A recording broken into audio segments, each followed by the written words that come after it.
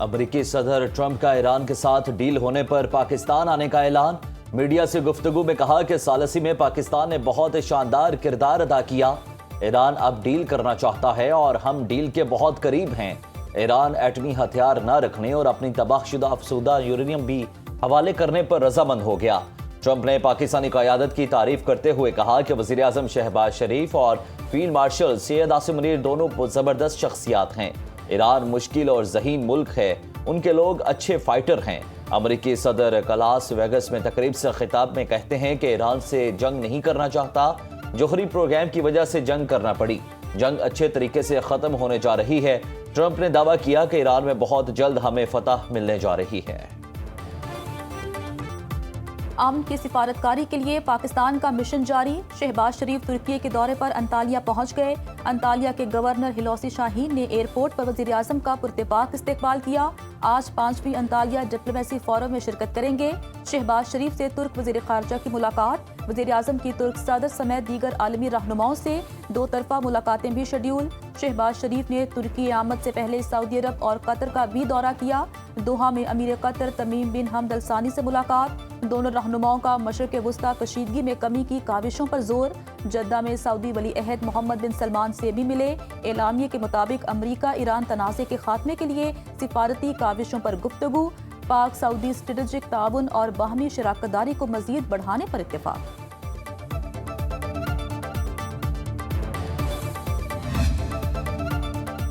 Chief of defence forces field marshal Syed Asim Munir اور ایرانی صدر مسعود پزشکیان کی تہران میں ملاقات۔ وزیر داخلہ محسن نقوی، ایرانی وزیر خارجہ عباس عراقچی کی بھی شرکت۔ فیلڈ مارشل عاصم منیر ایرانی پارلیمانی کے اسپیکر محمد باقر کالباف سے ملے۔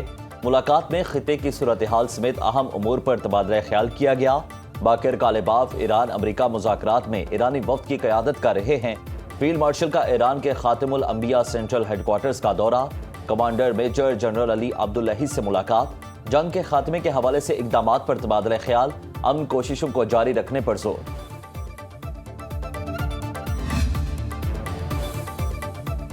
ایرانی وزیر داخلہ سکندر مومنی کی جنگ بندی اور ثالثی پر پاکستان کی تعریف، کہا جنگ بندی برادر ملک پاکستان کی ثالثی میں قائم ہوئی۔ ایران پاکستان کا مخلصانہ اور مثبت کردار ہمیشہ یاد رکھے گا۔ ایرانی وزیر داخلہ کی محسن نقوی سے ملاقات میں گفتگو۔ وفاقی وزیر داخلہ محسن نقوی نے کہا پاکستان خطے میں پائیدار امن اور استحکام چاہتا ہے۔ مشرق وسطی تنازع کے دیرپا حل کے لیے کوشاں ہیں۔ جنگ نہیں، ڈائیلاگ ہی میں تنازعات کا حل ہے۔ مذاکرات صرف پاکستان میں ہوں گے، کہیں اور نہیں، ہم اس پر اعتماد کرتے ہیں، امریکہ پر نہیں۔ ایرانی سفیر رضا امیری مقدم کا اسلام آباد میں کانفرنس سے خطاب، کہتے ہیں پاکستان قابل اعتماد اور غیر جانبدار ثالث ہے۔ ایران خطے میں بالادستی نہیں، خود مختاری کا تحفظ چاہتا ہے۔ جوہری پروگرام مکمل طور پر پرامن ہے، کوئی ثبوت پیش نہیں کیا گیا۔ IAEA نے بھی ایران کے جوہری ہتھیار نہ بنانے کی تصدیق کی۔ جارحیت کے خلاف ایران کی حمایت کرنے پر پاکستانی عوام اور ثالثی پر پاکستانی حکومت کے شکر گزار ہیں۔ 47 سال سے ایران امریکہ اور صہیونی طاقتوں کے دباؤ اور زیادتیوں کا شکار ہے۔ یہ طاقتیں اپنی کوششوں میں کامیابی حاصل نہیں کر سکیں۔ ایرانی عوام کا وعدے توڑے جانے کی وجہ سے امریکہ پر اعتماد نہیں۔ ایرانی صدر مسعود پزشکیان کا کہنا ہے امریکہ اس تنازع میں فاتح بن کر نہیں ابھرے گا۔ تنازع سے خطے کے ممالک اور دنیا سنگین نقصانات اٹھائے گی۔ عالمی قوانین اور اصولوں کے تحت ایرانی قوم کے حقوق برقرار رہنے چاہیے۔ ایرانی صدر نے ثالثی اور جنگ بندی میں پاکستان کے کردار کو مؤثر اور ذمہ دارانہ قرار دیا۔ ایرانی وفد کی اسلام آباد مذاکرات میں میزبانی کو قابل قدر قرار دیتے ہوئے ستائش بھی کی ہے۔ ایرانی صدر مسعود پزشکیان کا کہنا ہے کہ صہیونی حکومت نے عالمی اصولوں کی خلاف ورزی کی۔ ایک حکومت کے لیے جوہری ہتھیار لیکن پرامن ایٹمی پروگرام پر پوری قوم کے خلاف جنگ۔ ایران، عراق، شام میں سائنسدانوں کو قتل کیا گیا، میناپ میں بچے مارے گئے، کیا عالمی رہنماؤں کے ضمیر مر چکے ہیں؟ لبنان اور اسرائیل میں 10 روزہ جنگ بندی امریکی صدر ٹرمپ نے اعلان کر دیا۔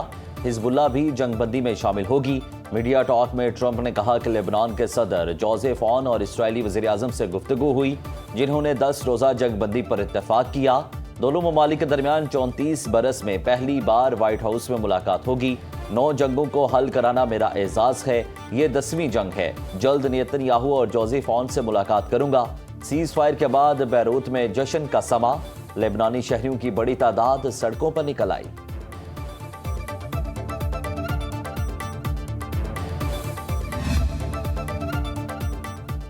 लेबनान में जंग बंदी पर ईरानी स्पीकर पार्लियामान, हुकूमत पाकिस्तान और फील्ड मार्शल के मुअत्तरिफ मोहम्मद बाकर कालिबाफ ने ट्वीट में लिखा, सालिसी पर रियासत पाकिस्तान और फील्ड मार्शल आसिम मुनीर का शुक्रिया अदा करता हूँ।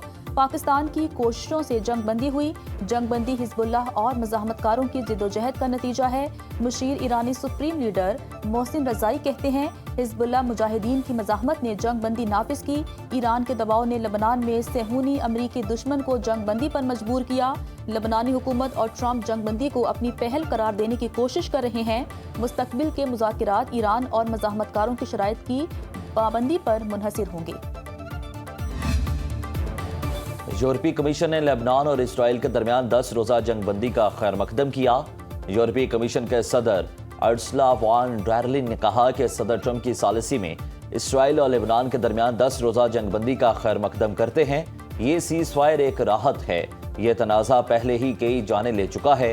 यूरोपीय कमीशन की सरबराह ने कहा कि यूरोप लेबनान की खुद मुख्तारी और इलाकाई सालमियत के मुकम्मल एहतराम का मुतालबा करता रहेगा। इंसानी इमदाद के जरिए लेबनानी आवाम की हिमायत जारी रखेंगे। सेक्रेटरी जनरल अक़वाम मुत्तहिदा का इसराइल लेबनान जंगबंदी का खैर मकदम एंटोनियो गुतेरेस कहते हैं कि अमेरिका के किरदार की तारीफ करता हूँ जिसने ये सहूलत फराहम की। उम्मीद है ये तनाज़ा तवील अलमुद्दती हल के लिए मुज़ाकरात की राह हमवार करेगा।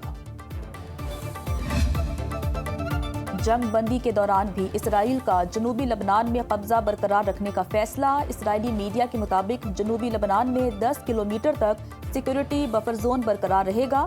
इसराइली फौज नकूरा से लेकर शाम तक तैनात और वापस नहीं जाएंगी। इसराइल किसी भी खतरे के खिलाफ कार्रवाई जारी रखेगा।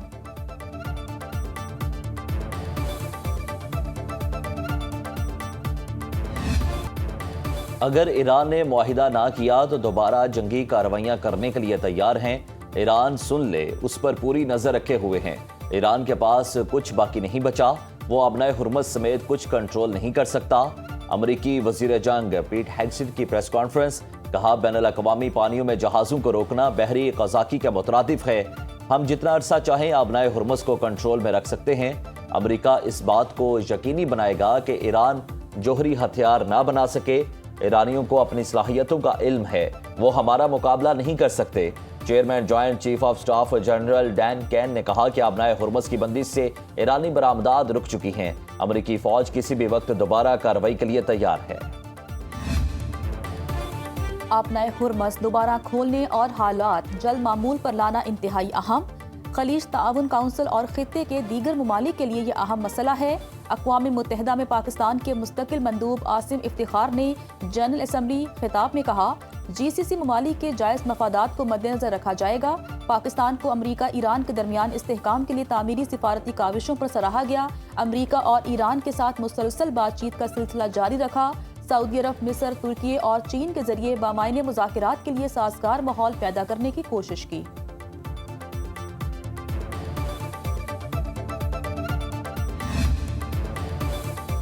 आबनाए हुर्मस दोबारा खोलने से मुतालिक आलमी रहनुमाओं का इजलास आज होगा।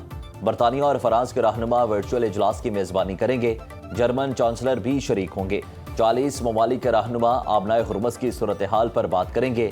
ईरान जंग बंदी के इस्तेहकाम और बहरी रास्तों की बहाली पर गौर होगा। बरतानवी वज़ीर आज़म ऑफिस के मुताबिक इजलास में बैनुल-अक़वामी दिफाई मिशन कायम किया जाएगा। मिशन का मकसद आबनाए हुर्मस को महफूज और फ़ाल बनाना होगा।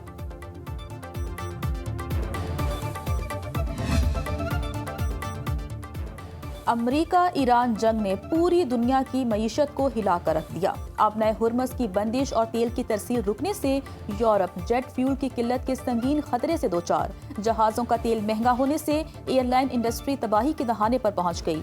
टूरिज्म इंडस्ट्री अरबों यूरो का नुकसान बर्दाश्त करने पर मजबूर। 3 हफ्तों में सप्लाई बहाल न हुई तो जेट फ्यूल की किल्लत संगीन हो जाएगी। यूरोपीय तंजीम एयरपोर्ट्स काउंसिल इंटरनेशनल ने खबरदार कर दिया। एविएशन ज़राए का कहना है कि जेट फ्यूल की दस्तयाबी में रुकावट बरकरार रही तो मई जून में यूरोपीय आसमानों पर परवाजें नहीं उड़ेंगी।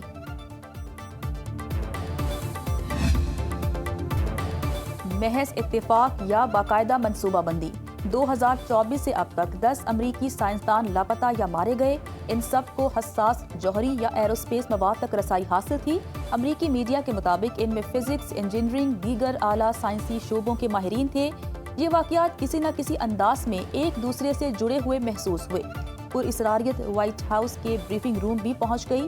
فاکس نیوز کے سینئر نامہ نگار پیٹر ڈاسی نے براہ راست سوال کر لیا، جس پر پریس سیکرٹری کیرولائن لیوٹ نے کہا اس بارے میں متعلقہ اداروں سے بات نہیں کی، اگر یہ اطلاعات درست ثابت ہوئیں تو تحقیقات کی جائیں گی۔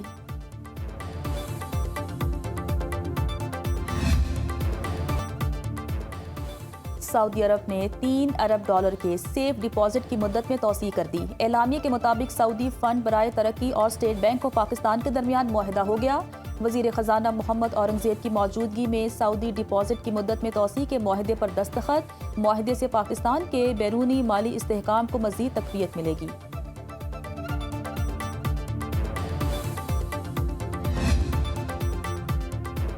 وزیر خزانہ محمد اورنگزیب کی واشنگٹن میں چین کے وزیر خزانہ لان فان سے ملاقات۔ اعلامیہ کے مطابق وزیر خزانہ نے IMF میں چین کے ایگزیکٹو ڈائریکٹر کے تعمیری کردار کو سراہا۔ پاکستان کے پہلے پانڈا بانڈ کے اجرا سے متعلق پیش رفت سے بھی آگاہ کیا۔ وزیر خزانہ کی پیپلز بینک آف چائنا کے گورنر ڈاکٹر پان گوانگ شینگ سے بھی ملاقات۔ وزیر خزانہ کو بیجنگ کے دورے کی دعوت دی گئی۔ وزیر خزانہ عالمی ریٹنگ ایجنسی موڈیز کے نمائندگان سے بھی ملے۔ ملکی معاشی صورتحال اور عالمی مالیاتی منڈیوں میں واپسی کی حکمت عملی پر تبادلہ خیال۔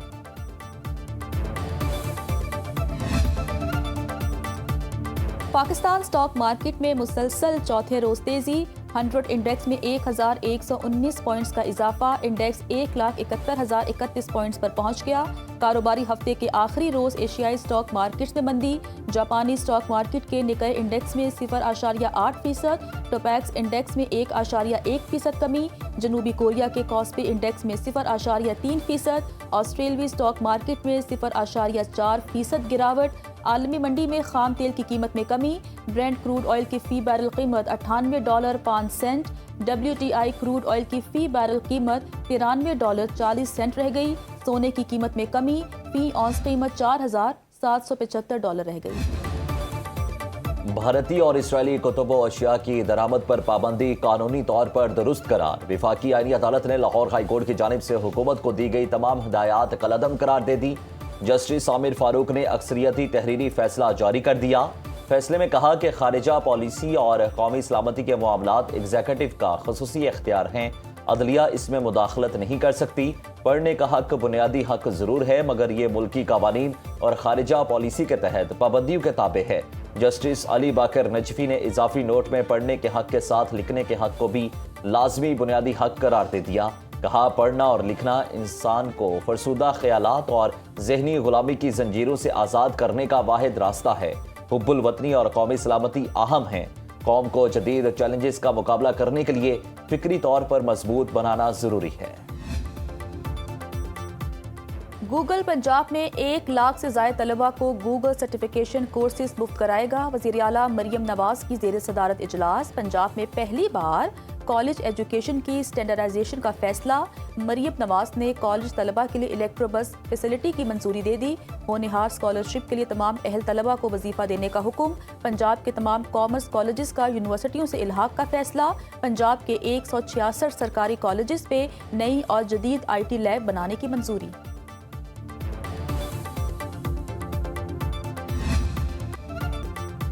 ملک میں کہیں سورج تو کہیں بادلوں کے ڈیرے۔ لاہور کے مختلف علاقوں میں رم جھم، کلمہ چوک، گلبرگ، گارڈن ٹاؤن، سمن آباد میں بوندا باندی۔ بلوچستان کے بیشتر اضلاع میں مطلع جزوی ابرآلود۔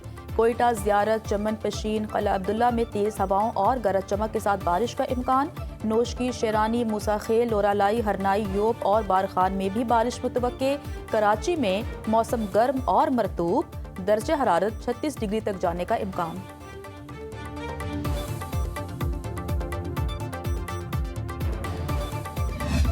ابھی تو پراپرلی وہ گرمی شروع بھی نہیں ہوئی کہ لوگ فریج چلائے، فریزر چلائے، AC پنکھا چلائے، لیکن جہاں تک بجلی کی ضرورت ہے وہ رسد ابھی تک پوری نہیں ہو رہی۔ لوڈ شیڈنگ کی صورتحال تو کہ پوچھو مت نا، ہمیں تو ٹائمنگ کا ایک انایا ہے ہی نہیں ہے۔ مجھے تو لگتا ہے کہ ہمیں دوبارہ پتھروں والے دور میں لے کے جانے لگ رہے ہیں، اور تو کوئی نظر نہیں آتا ہمیں ان سے آپشن۔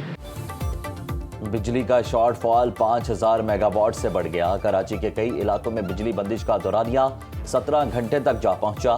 لاہور میں ہر گھنٹے بعد 1 گھنٹہ بجلی غائب۔ پشاور میں 8 سے 12 گھنٹے تک لوڈ شیڈنگ معمول بن گئی۔ اسلام آباد اور راولپنڈی میں لوڈ شیڈنگ کا دورانیہ 8 گھنٹے تک جا پہنچا۔ حکومتی کمپنیز کی اوگرا کو 1 جولائی سے گیس مہنگی کرنے کی درخواستیں۔ وفاقی وزیر توانائی اویس لغاری کی پیک آورز میں لوڈ شیڈنگ پر عوام سے معذرت۔ کہا عوام پریشان نہ ہو، لوڈ شیڈنگ عارضی ہے، بجلی کی سپلائی بہتر ہو جائے گی۔ 4000 میگا واٹ کے شارٹ فال کا سامنا ہے، پورا ملک اندھیرے میں نہیں۔ سوشل میڈیا پر غلط پروپیگنڈا کیا جا رہا ہے۔